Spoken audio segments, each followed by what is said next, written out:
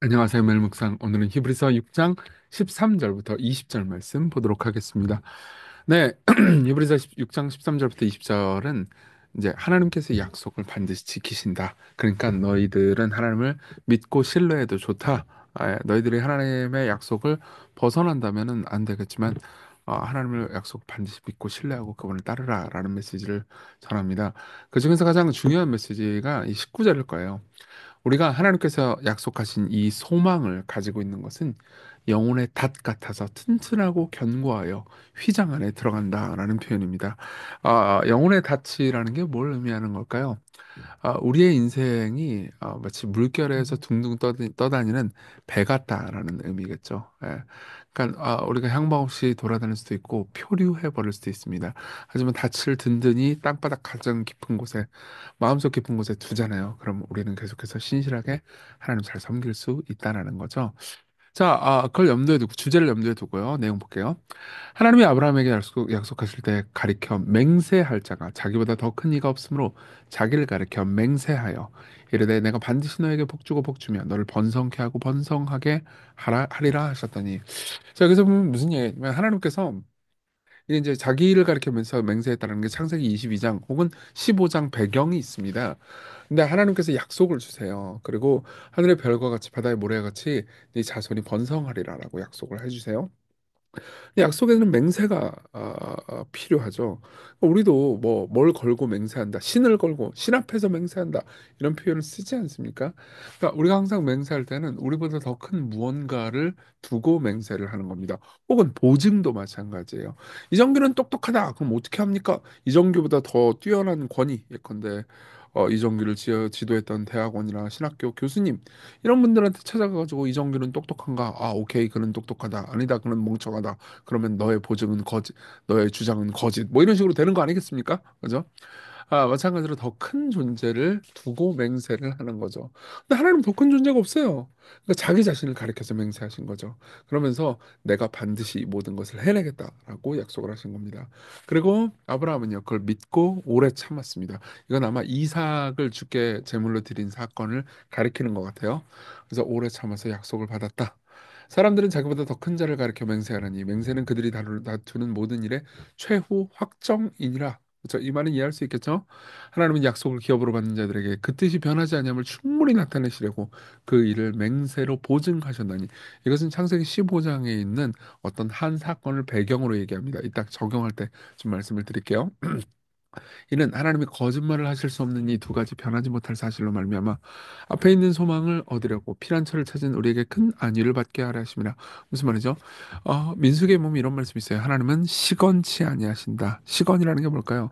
아, 아, 아, 그 이정규 같은 바보가 종종 하는 건데요. 막 약속을 해요. 너 만나줄게. 너한테 뭐 나중에 밥 사줄게, 밥 해줄게 하놓고 지가 멍청하게 또 까먹어 버려요. 예. 저 이러면 안 되는데 죄송해요. 예. 하여튼 간에 그러면 그게 시건이죠. 예, 너한테 맛있는 거 사줄게. 그러놓고 안 하고 그게 시건인데 하나님 시건하지 않는다는 거예요. 하나님께서는 거짓말을 하실 수 없으십니다. 그분의 본성을 거스르는 거예요. 그분은 진실하신 분이십니다. 진리 그 자체시죠. 예. 그러니까 이정규 같은 놈 믿으면 안 돼요. 주님만 믿어야 됩니다. 예. 그래서 피난처를 찾은 우리에게 큰 안위를 받게 하라 하십니다. 우리가 이 소망을 가지고 있는 것은 영혼의 닭 같아서 튼튼하고 견고하여 휘장 안에 들어가나니 그리로 앞서가신 예수께서 멜기세덱의 반차를 따라 영원히 대제사장이 되어 우리를 위하여 들어가셨느니라 이렇게 말씀하십니다. 요거는 이제 내일 좀 더 설명을 해야 될 것 같아요. 내일 7장인데요. 내일 통해서 좀 더 설명을 하고요. 지금까지의 내용 바탕으로 해서 적용을 좀 해보도록 하죠. 먼저 신뢰의 근거입니다. 여러분, 종종 하나님이 안 믿어지시고 하나님 말씀이 안 믿어지실 때가 있죠. 이해합니다. 그렇지만 여러분들이 그 불신을 좀 분석해 볼 필요가 있어요. 여러분들이 하나님을 불신하고 있잖아요. 그러면 불신하게 되는 그 근거로 되는 무언가를 강력하게 믿고 있는 겁니다. 무슨 말이냐면, 자 보세요. 이건 팀 켈러 목사님 하는 얘기입니다.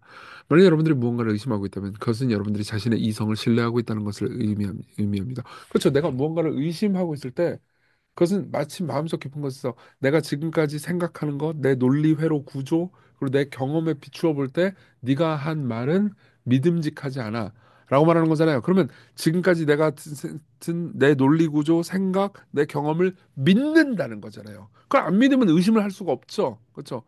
예, 무언가를 기대고 있으니까 그 의심이 되는 겁니다. 여러분들은 자신의 눈을 신뢰하고 있을 겁니다. 그렇죠? 안 보이는데 어떻게 믿냐? 그것은 눈으로 보는 것만이 모든 존재의 최종 확증이다라는 강력한 신뢰죠. 그렇죠? 여러분은 아무래도 자신의 논리를 신뢰하고 있을 것입니다. 여러분은 친구들의 의견을 신뢰하고 있을 겁니다. 그렇죠? 주변 사람들이 야, 신이 뭐 어디 있냐? 그 말도 안 되는 교회에서 그거 다 돈 뜯으려고 하는 거야. 그러면 여러분들이 친구의 의견을 신뢰하면서 기독교에서 말하는 내용들을 진지하게 듣지 않게 될 수 있는 거죠. 여러분은 대중의 의견을 신뢰하고 있을 것입니다. 여러분은 전문가를 신뢰하고 있을 것입니다. 여러분들은 갤럽 여론조사를 신뢰하고 있을 겁니다. 무언가를 알기 위해서 다른 무언가를 신뢰하지 않고는 아무것도 의심할 방법이 없습니다. 그렇죠? 자, 그럼 이렇게 생각합시다. 여러분들은 뭘 믿는 걸까요? 예.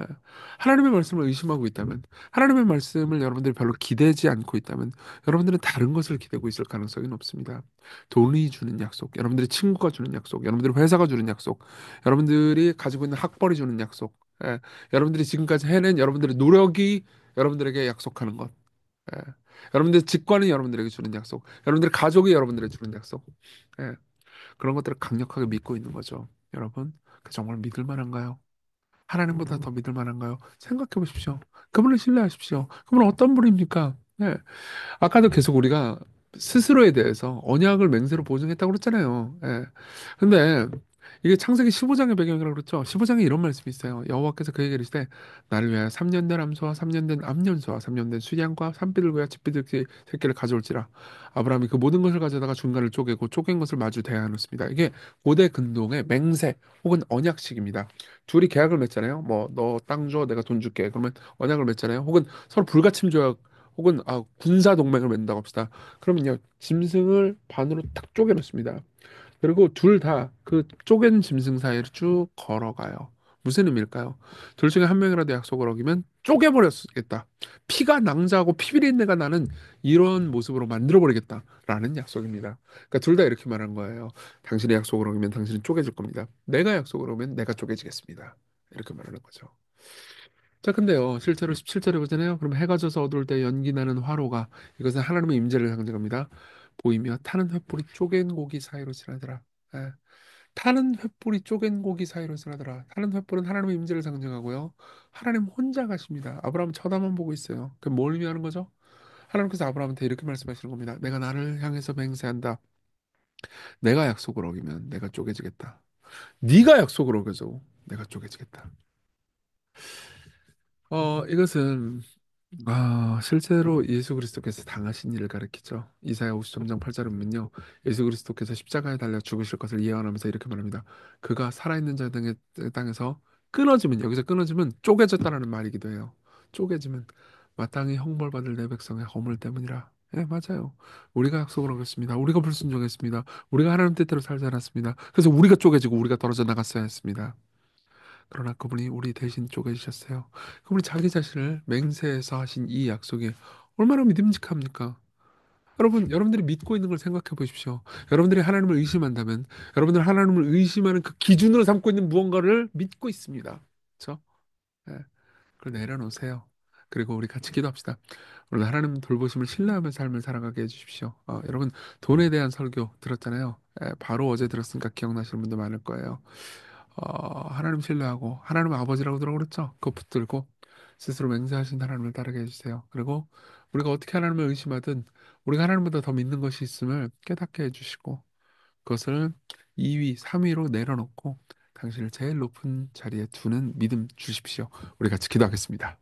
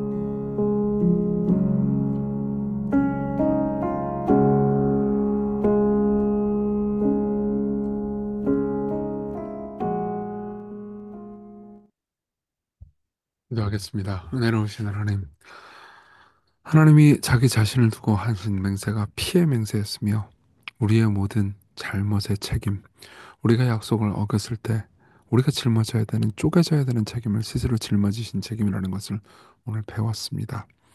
하나님의 은혜 안에서 하나님 말고 다른 것들을 신뢰하지 않게 해주세요. 그리고 하나님을 아버지로 삼고 다른 것들을 아버지로 삼지 않고 당신을 따르는 오늘 하루가 되게 해주세요. 예수님 이름으로 기도했습니다. 아멘. 네, 하나님의 은혜 안에서 오늘 기쁜 하루 되세요.